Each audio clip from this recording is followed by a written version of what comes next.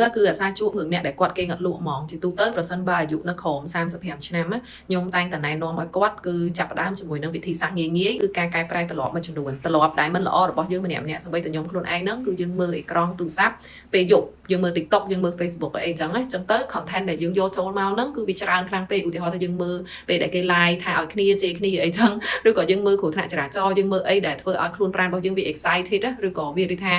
shock ឧទាហរណ៍ថាយើងឃើញគ្រោះថ្នាក់ចរាចរណ៍ចឹងយើងភ័យយើងអីទៅខ្លួនប្រាណរបស់យើងវាចេញពពួក adrenaline អីមកដល់ចឹងវាធ្វើឲ្យនៅពេលដែលយើងគេងយប់ភាគច្រើនយើងគេងអត់ស្ងប់ឬក៏យើងធ្វើយើងពិបាកល្ងុយគេងពេលដែលសំខាន់ខ្ញុំតែងតែណែនាំអ្នកជំងឺខ្ញុំដែលគាត់ជួបបញ្ហាគេងអត់លក់ហ្នឹងគឺឲ្យគាត់អកអេក្រង់ទូរស័ព្ទចេញពីមុខរបស់គាត់ហ្នឹង45នាទីឬក៏យ៉ាងហោចណាស់កន្លះម៉ោងមុនពេលដែលគាត់ចូលគេងឲ្យគាត់ជំនួសដោយការអានសៀវភៅឬក៏ការបើសិនជាគាត់មានប្តីប្រពន្ធអីចឹងឲ្យគាត់ទៅចែកគ្នាអីសាមញ្ញរឿងធម្មតារឿងដែលមិនមែនជារឿង stress អីចឹងមុនពេលគាត់ចូលគេងអាហ្នឹងគឺជួយឲ្យគាត់គេងស្កប់ហើយអ្នកខ្លះគឺគាត់ញ៉ាំកាហ្វេឬក៏សារធាតុកាហ្វេអ៊ីនហ្នឹងច្រើនពេកអ្នកខ្លះគាត់ញ៉ាំកាហ្វេព្រឹកមួយកែវគាត់ញ៉ាំថ្ងៃមួយកែវចង្ការល្ងាចឡើងអ្នកទាំងអស់គ្នាអាចដើរមើលទៅតាមហាងកាហ្វេ Brown Starbucks អីចង្ការម៉ោង5អីនៅសុទ្ធតែមានអ្នកអង្គុយញ៉ាំកាហ្វេអាចចំណុចហ្នឹងហើយដែលសារធាតុកាហ្វេអ៊ីននៅក្នុងខ្លួនយើងធ្វើឲ្យយើងពិបាកគេងធ្វើឲ្យយើងអត់សូវល្ងុយគេងនៅពេលយប់ហើយប្រសិនបើយើងជាអ្នកធ្វើការច្រើន stress អីស្រាប់ទៀតអាទាំងអស់ហ្នឹងហើយដែលវាឲ្យផលមួយចំនួនធ្វើឲ្យយើងគេងអត់លក់ឬក៏គេងអត់ស្ងប់ពេលយប់ឡើងហ្នឹងអ្នកខ្លះការងារគាត់ច្រើនគាត់ធ្វើការ7ថ្ងៃនៅក្នុងមួយសប្តាហ៍ហ្មងសៅរ៍អាទិត្យក៏គាត់បានសម្រាប់ដែរអាហ្នឹងខ្ញុំយល់ដោយសារខ្ញុំក៏ធ្លាប់ជាបុគ្គលរបៀបចឹងដែរខ្ញុំធ្វើទាំងសៅរ៍អាទិត្យចឹងដែរណាប៉ុន្តែអ្វីដែលសំខាន់គឺមួយអាទិត្យមាន7ថ្ងៃយ៉ាងហោចណាស់ខ្ញុំណែនាំឲ្យយើងដកមួយថ្ងៃ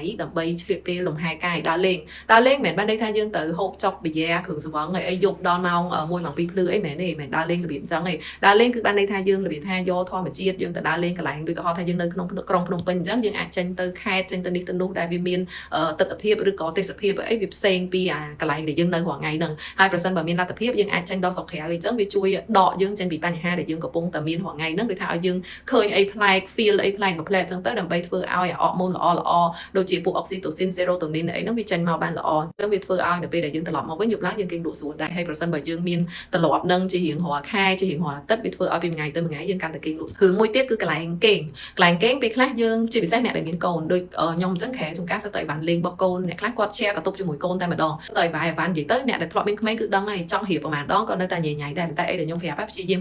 ទៀតធ្វើមិនកន្លែងគេងរបស់យើងហ្នឹងត្រូវរៀបឲ្យបានស្អាតភ្លឹងឧទាហរណ៍ទៅពីមុនយើងចូលមួយទឹកអញ្ចឹងយើងរៀបពូករៀបអីឲ្យភ្លឹងឲ្យស្អាតអញ្ចឹងដូចខែហូតែអញ្ចឹងណាប្រើកម្រាលពូកដែលមានគុណភាពគេងទៅស្រួលសីតុណ្ហភាពក្នុងបន្ទប់អីសេរីឲ្យមកស្អាតដើម្បីកុំឲ្យមានផលរំខានពេលដែលយើងគេងអញ្ចឹងពេលដែលយើងចេញពីមួយទឹកមកវិញយើងឃើញកន្លែងគេងស្រស់ថ្លាយើងកុំចុចទូរស័ព្ទយើងទៅចែកគ្នាយើងមានពេលវេលាល្អរវាងប្តីប្រពន្ធអីអញ្ចឹងទៅអាហ្នឹងវាជួយឲ្យការគេងហ្នឹងបានល្អដែរ